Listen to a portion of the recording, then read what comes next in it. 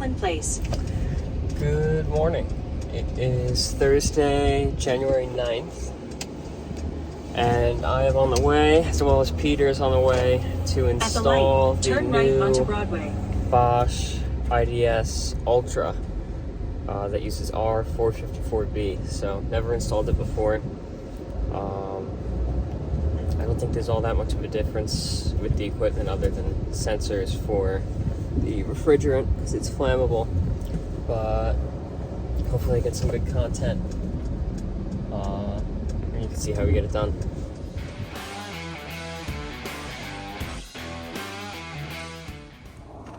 Okay, so I'm out at these condensing units. I need to figure out which one it is. I think it's this one, so I just pulled the cover off, and I found a friend who decided to jump onto a capacitor, and now he'll never make a decision again.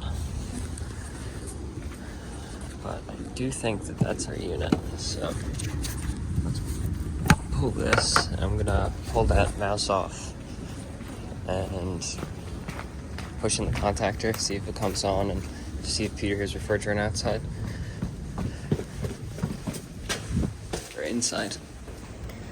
Okay, so we just confirmed which unit it is, by the way. I can't show you the brand of boiler, but that's the boiler room. Really nice piping. It used to be oil here. I've had guys, they totally remodeled the house, and the contractor got a plumber to replace the boiler. I grabbed my tools just to bring them to the condensers here. That way I can pump this unit down, and I'll grab my refrigerant gauges for the truck up here. Oh, it is cold out. I know some people are gonna say I'm a wimp because it's not that cold, but I think it's feels like 5 with the wind chill. Do you know what the temperature is? 25. So it's actually 25, but with the wind it feels like 5. I think that's what I saw on weather. But I'm gonna hook up my manifold gauges and get to pumping down. Okay, I got my gauges hooked up, reading 108 psi. I have the high and low side valves open, and I'm going to close our high side.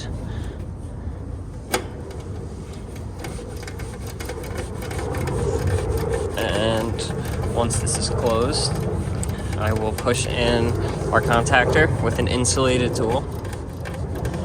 See how much we can get pumped down into the unit, hopefully all of it, because I don't want to get the recovery machine out, but you'll see. I'd like to just get back inside as quick as possible. So, actually let me get my wrench ready. This is a weirder one.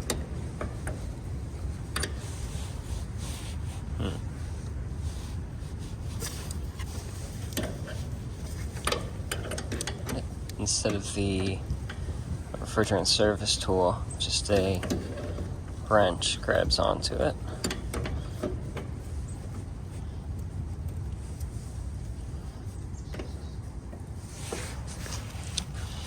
And there goes our wrench.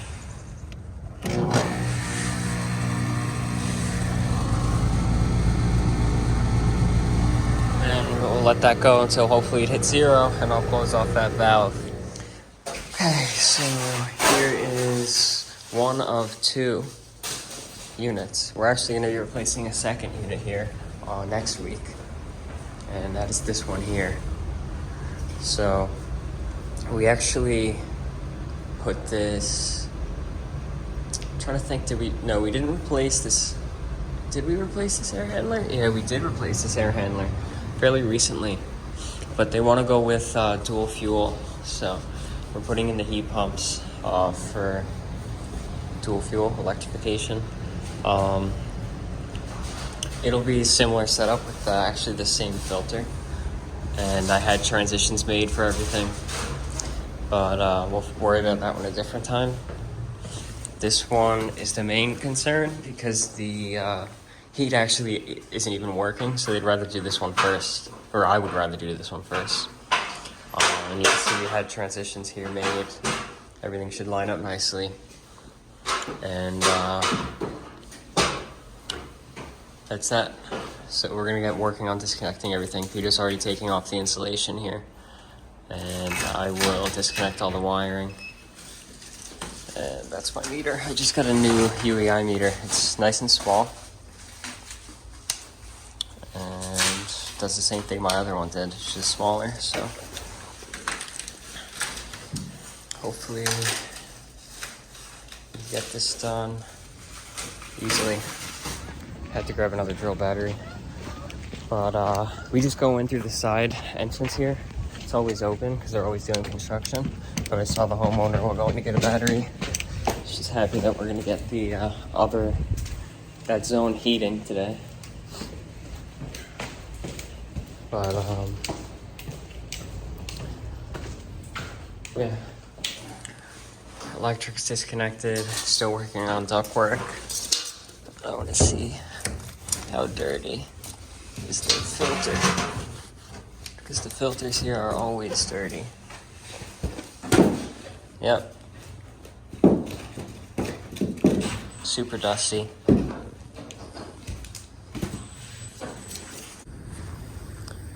Okay, so these new units are going to be put on concrete pads, but we're also putting them on these lifter pads.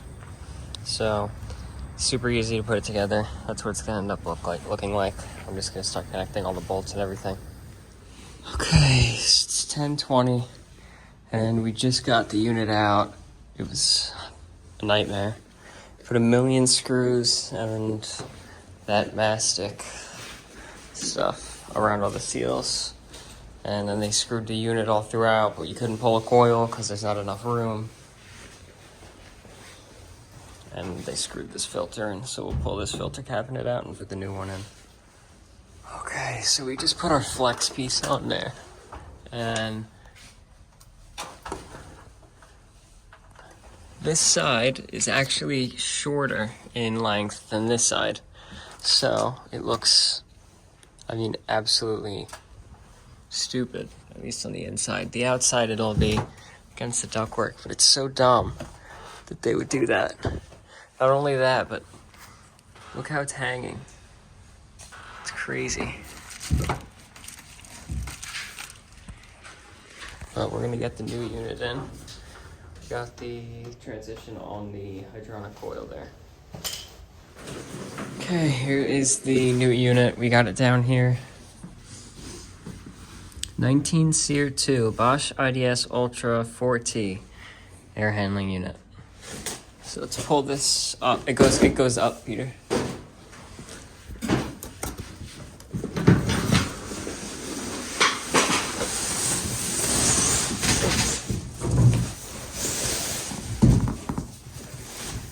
Uh-oh. We hit the ceiling. Okay, here is the unit. They have a better logo on this one that they cover with the sticker. Let's take that off at the end. You got our A2L Flammable. And I wonder if this is... No, this isn't our sensor, is it? No. Just our wiring connections. But I want to see... Get the 1/4 inch on the impact gun. I want to see if there's a flammable... Well, there has to be a flammable vapor sensor. I wonder if it's in here. But we'll see. We'll open up this first. Oh. What do we got? Yeah, it's going to be down there. Yep. That's got to be it right there. That little black box. I wonder if there is an additional one. Nope. I guess it's just that. That's just a pin holding in the thing. Nice. Wow. Big control board. And here's our low voltage connections there. Probably expensive. Probably very expensive. I bet you this control board costs like $400. But, EEV, alarm, M1 and M2, I think that's flammable. Flip that cover over. I think that's flammable vapor sensors, M1 and M2. Maybe not. Maybe it's this right here. CN26. Yeah, it's this smaller black one right here. Interesting. I wonder what happens when it senses it, like what the board does with if the fan runs or stops. It should, I would think, stop running. But yeah, hopefully this goes smoothly. I just saw this 2 indoor unit, 2 outdoor unit. 2 outdoor unit communication bus. So it's finally a communicating system, which is pretty cool. So I guess we don't hook up any of our low voltage wiring to the outdoor unit. I think it's going to be all communicating to the outdoor unit. I hope so. 2 wires to the outdoor unit would be amazing. Although the 2 wires that are currently going to our outdoor unit are not connected, so a new wire needs to be run, but interesting. Okay, here is our unit, and I know it looks crooked, but it's actually not. The ductwork is crooked though. I don't know why they did that, but I'm going to try to straighten that out. After everything's all connected and ready to go, I want to get them heat as soon as possible. But I'm working on line voltage coming in and low voltage.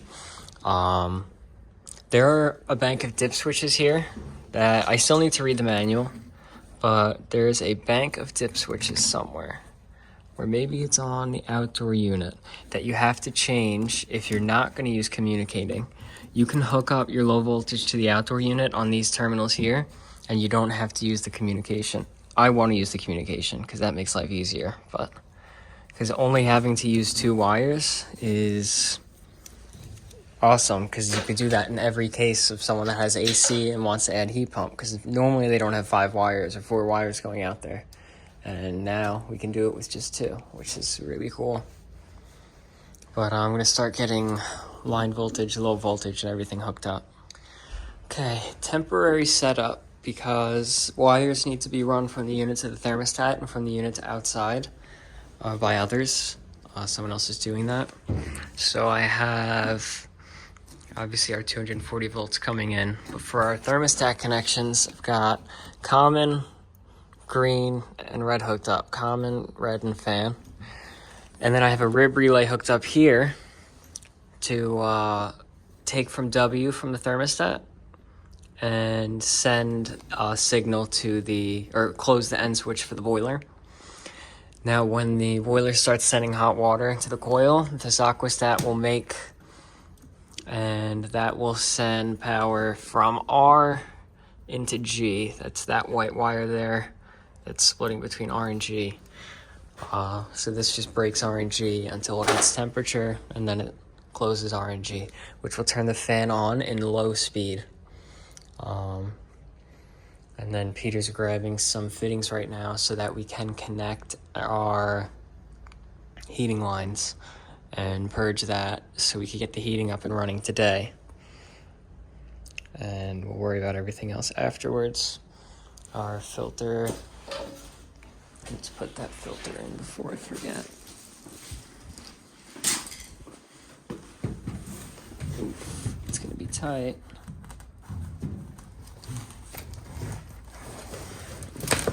Oh, and I'm gonna have to wrinkle it a little bit, but it'll go in. I just wanted to use both hands to push each corner so I don't destroy the filter.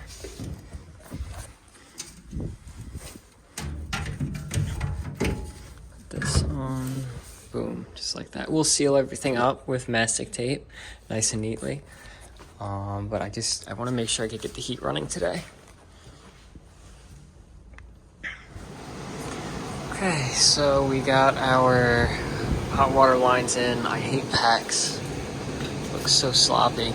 But I purged the zone.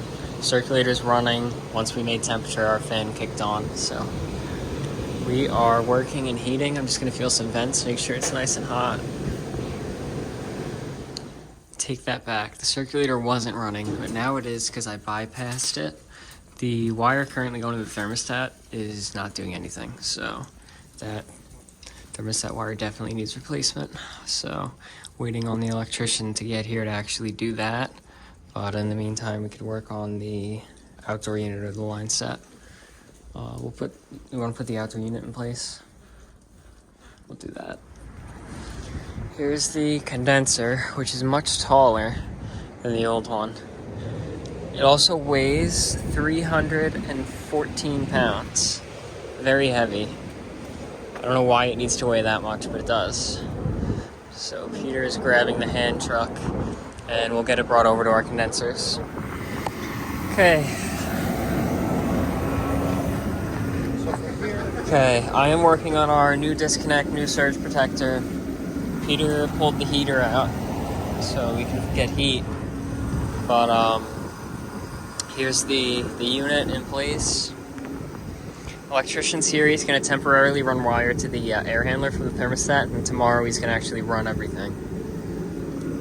But it's a big unit.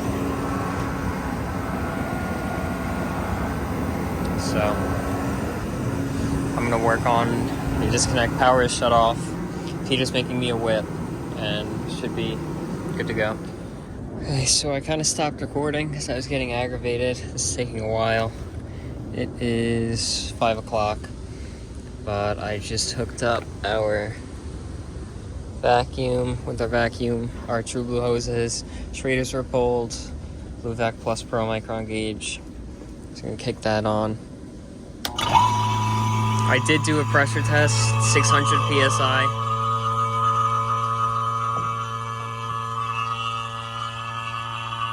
Hopefully our gauges are frozen or something. Yeah, it's going down. So we'll see how low we pull.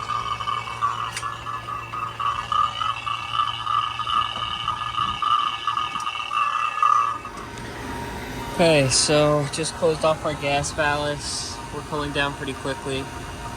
So we'll start cleaning up everything else while this vacuum's down. Okay, so 110 microns. I'm going to close off our valves here and here, and our microns will spike, but it'll go right back down. And then, oh wow, we're way down.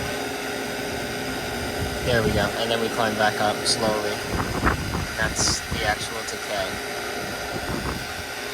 Did I hit start decay? I don't know, the app updated, so now I don't know what I did. Start testing. It's isolated. Start decay test. Whoops.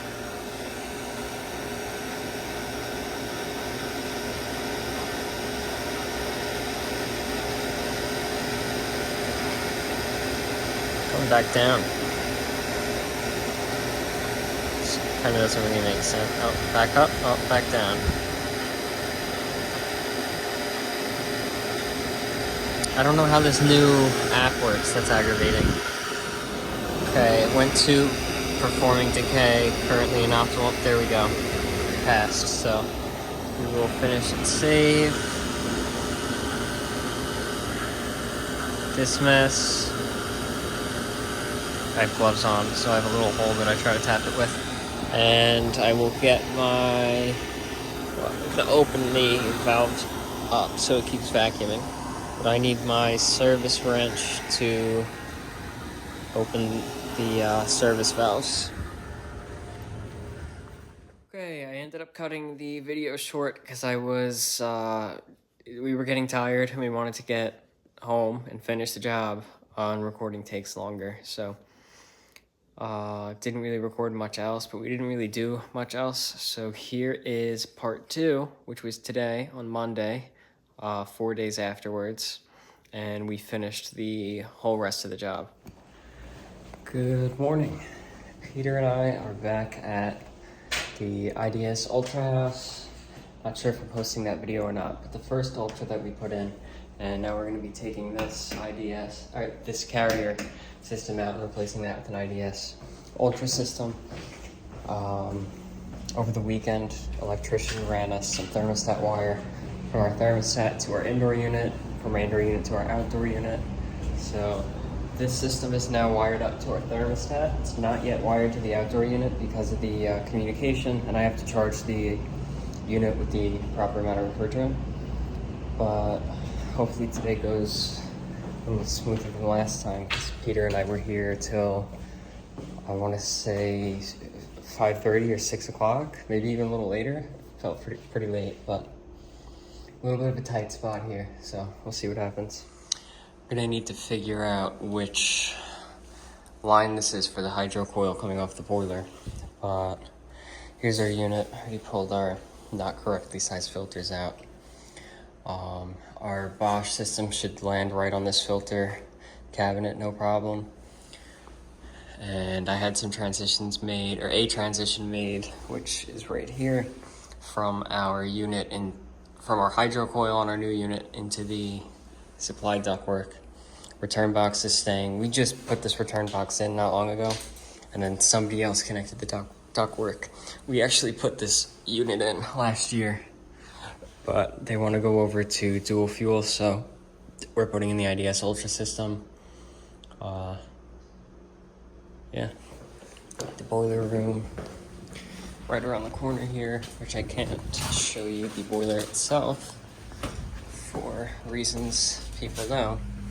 But here is all of our zones. We've got an indirect, and over on Friday I shut down this radiant manifold right here and right here because it's actually leaking a lot very quickly.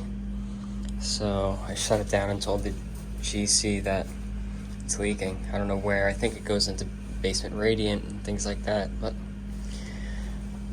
I think this is going to be our zone because this was the other zone.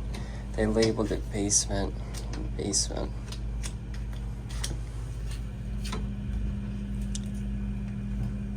DYR, maybe dining room, but I'm gonna purge some water through to get the coil hot. If the coil gets hot, then I know that's the zone. So take our hose off of here. I had this on Friday as well because I replaced that circulator for the indirects there. It died and it's less than a year old. So put in Taco, we always put in Taco. And right here.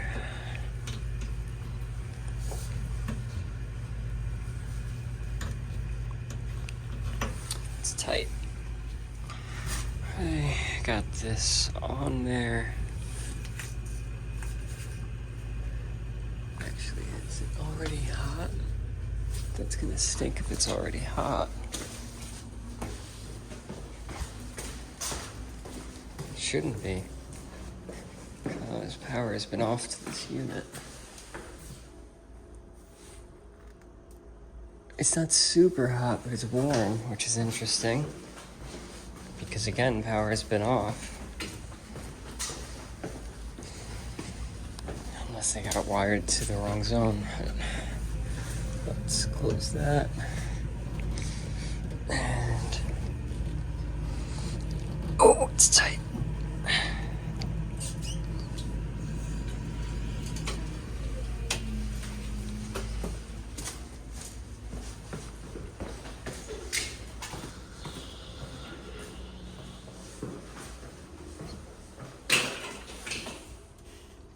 Oh, I can hear it and feel it got hotter already, so.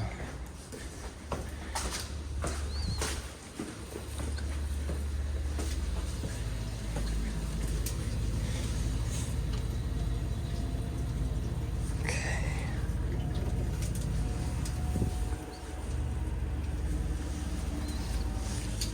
Now, were there ball valves on that coil? also gotta pump down the condenser. Yes, we have ball valves here and up there, so we're shut off. Now I'll go out and pump down that condenser. I already know which one.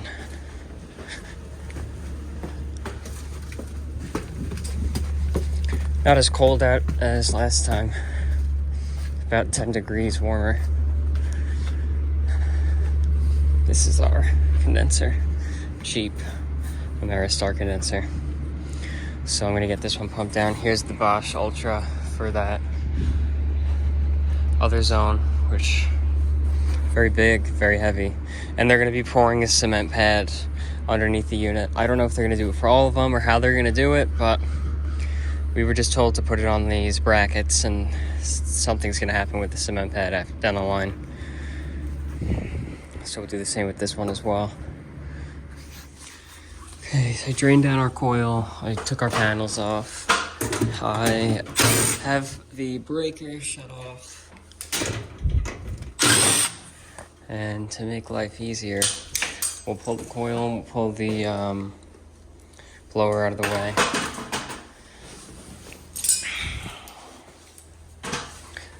Make sure that the breaker's off. Yep. And we've got a ground wire here. I don't like that the switch is on the unit here, and on the other one it's on the wall. But I'm not an electrician, so I don't have whatever to do that. So it's going right back on the wall, on the unit. We don't have to worry about any of our thermostat wire connections because we have all new thermostat wire. I do want this aquastat here. Let's see. And there we go. I love these. And cut our blower. Power. No, I need both hands, but I'll cut the blower and pull it out. Okay, coil and blower are out. Now we've got our screws on our unit.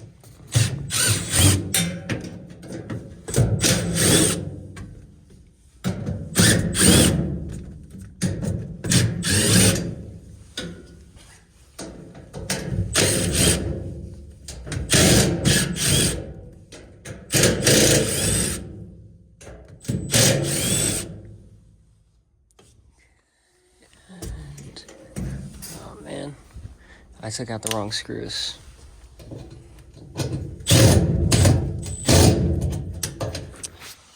Okay, so I've been trying to get the screws out of this supply plant. They put 10 million screws in it, and half of them are stripped, so getting the sauce off for this last screw that won't come out. And then hopefully we're disconnected, hoping they didn't put screws all the way in the back because we can't get there. So this one's not too fun. Okay, here's the new unit. It has a larger control board and the A2L refrigerant sensors. While it's at ground level, I just connected all the Wagos where we need them and drilled our holes for our low voltage and line voltage connections.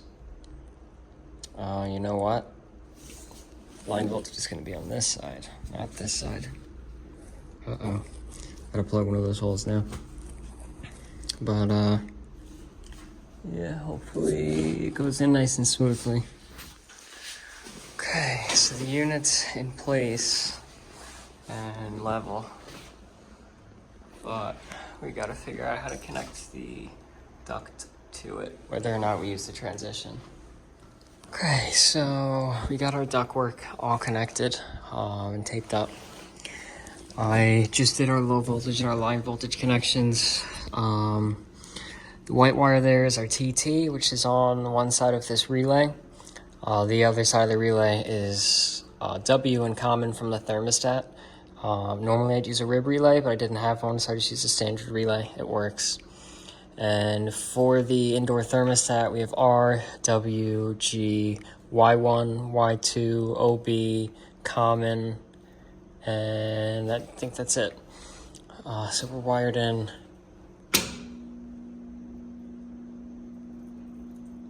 Our relay connected, which is interesting. I'm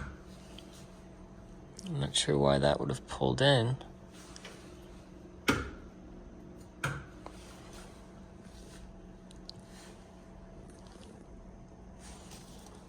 Let's see. We're on our relay connections. Interesting that W and common shouldn't have had 24 volts, right? Maybe it was just a brief thing for a second. But I'm going to set up that thermostat upstairs. Okay, here is the thermostat. Honeywell T10 Plus Pros. We supplied this. I like these. Oh, they're...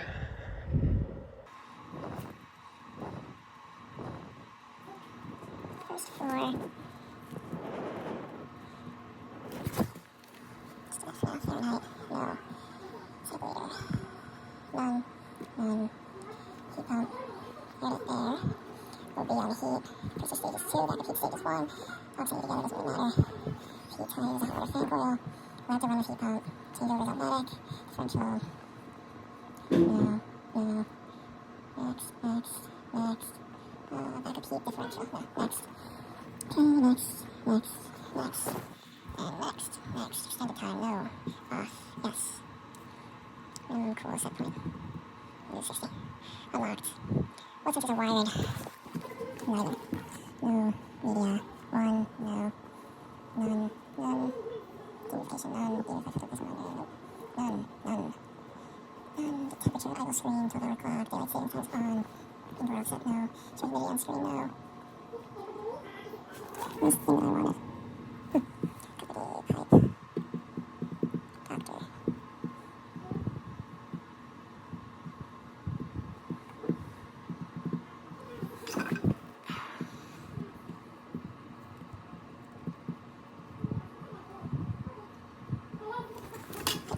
Email service.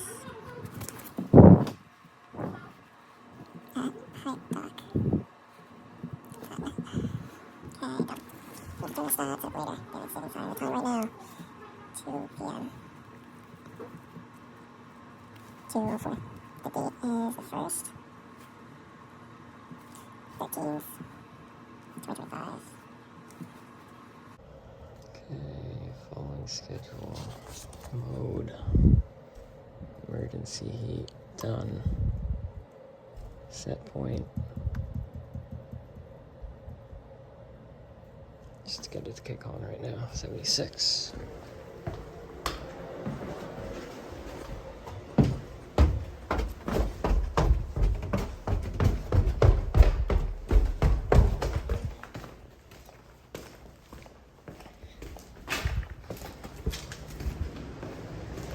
That unit's running. This unit's also running. Perfect. Okay, Peter's working on the disconnect right here. For this unit, we already did the disconnect for the other unit yesterday. And pretty much going to duplicate what I did there with the line set, where we come out 90 up and then 90 across. So get the bender and some pipe and get that done. Hook up our nitrogen and braze it in. This does have the wireless control thingy, so you can hook up to it on your phone to see what's going on. But yeah, the unit itself isn't wireless. That'd be cool.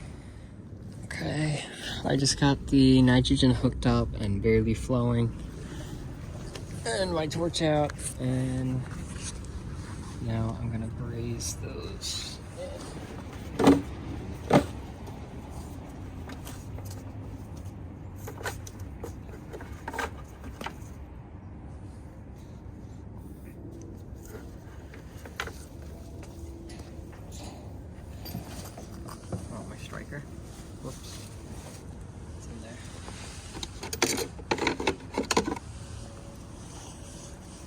say hi to Matt.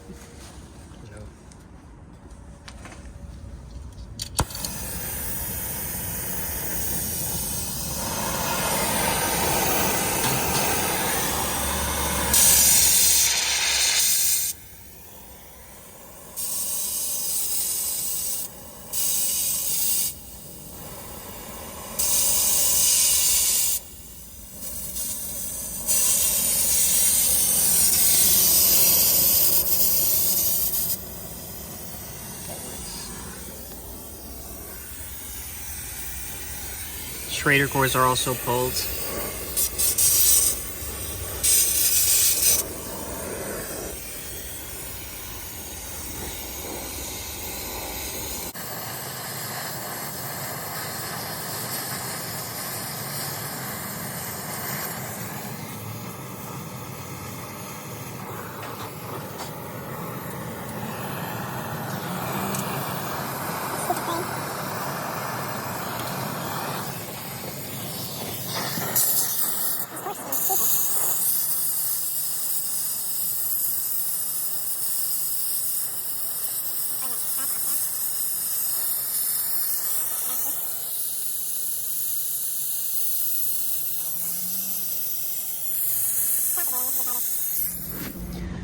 Okay, just put in 500 psi nitrogen, and outside we look leak free.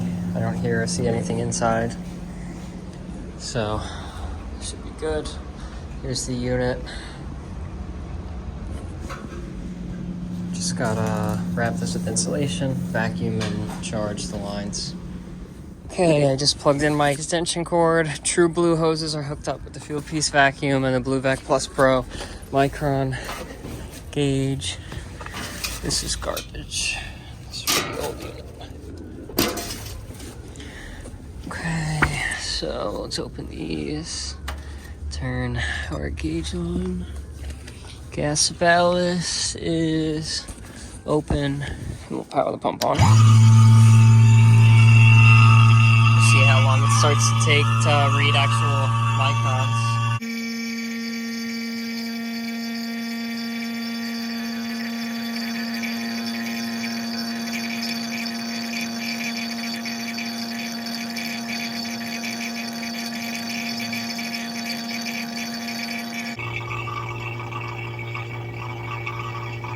And once we get to 1500 microns, we'll close it off. But you can see it reads low because the vacuum's hooked up to it.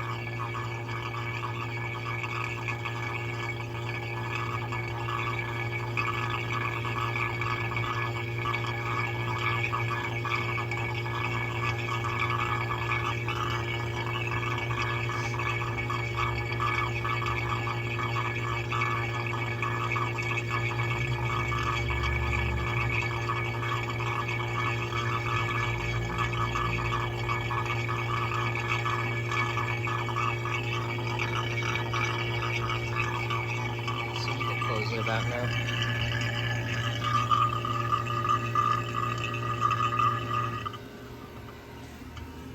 Gas balance is closed, so let this pull down for a while. Clean up everything. I gotta clean my truck out a little bit. And here's that unit from yesterday. The supply ductwork. It's on an angle up there. I'm gonna see if we can try to strap it up.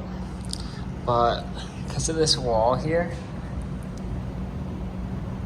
look how crooked it is, and look how it makes the unit look so crooked. It's annoying. Looks to me. I mean, I looked at it today and it looked worse than yesterday. But this one's got the rib relay, so when this is on, you know it's on in heating mode. Hydronic heating. This one here, this one came out looking nice and straight. Okay, we're at 46 microns, so we'll start our testing. Let's do the isolate. Start decay test. You see it jumped up, but then it goes back down.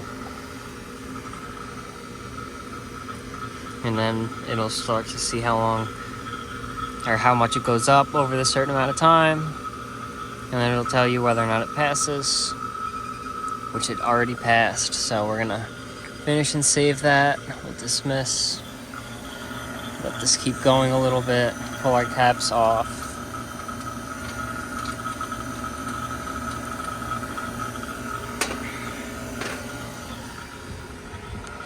And then we will see where our service wrench is.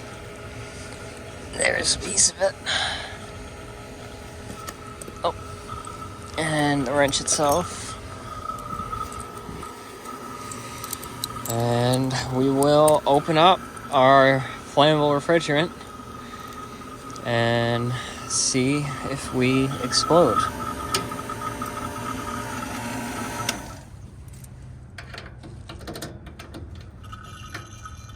Okay.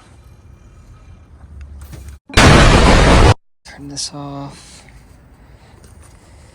Put all this stuff away. I'll open up the rest, and we're gonna charge it at a later date when it's cooler outside, because it's 42 degrees. You can't charge by subcooling, and we can't exactly weigh it in because we don't know the exact distance of the line sets.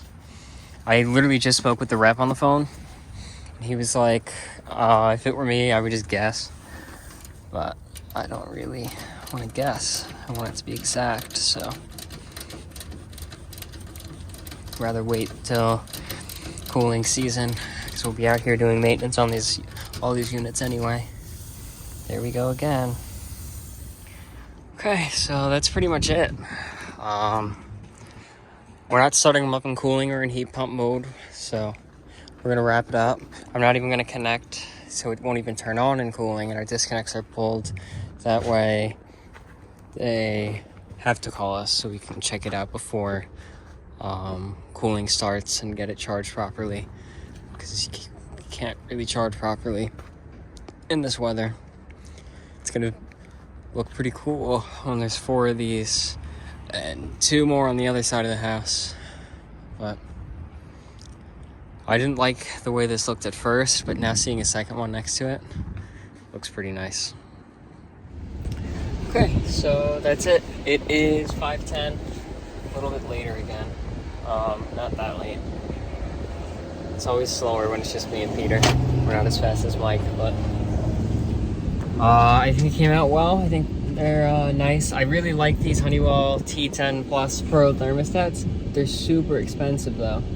Like $250 our cost, but I am headed back to the shop. I'm gonna park the van there now that I live 5 minutes away, and I drive back to my place.